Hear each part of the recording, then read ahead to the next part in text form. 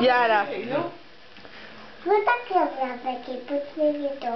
יש לו הכל, מלאך בעצם מאוד. אבל בעצם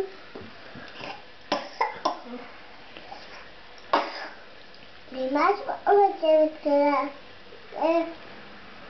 כך לבדו. קרא את החבר, נבח חבל. נשך ישמעאל ונוסע לגב. הוא רץ בשדות. הוא רץ בדרך, הפניעו עם כוס מעניין מאוד.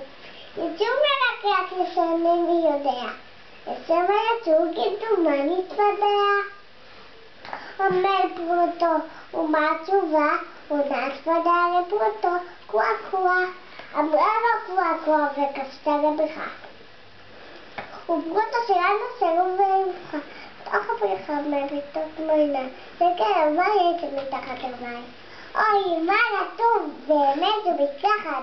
הוא בא אליו דג, ואומר קובים במים? לא, זה לא טוב, ידידי היקר לך. ופרוטו יצא אל החוף. הוא שמח, היום אני הגננת. נו בטח. היום יפה. היום יפה, יש פורח, ושם הפרח יצאו נהדר, ושם יצאו כמדומני פלפל. אז פרץ יצאו כנפיים, אחת ושתיים והוא בשמיים. מדוע עצוב ונעבור?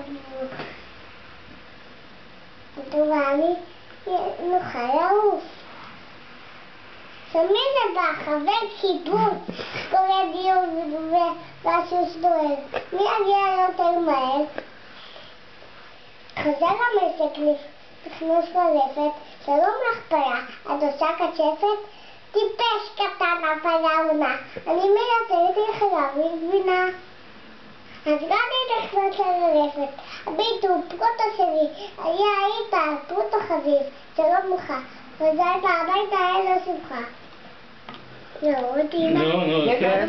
אני כבר ערב. אם כבר ערב, עלה שעל, פרוטו וגדי לצים בדעל, ומספר מי יגיע ראשון, ולזמן חבר קרבי שום.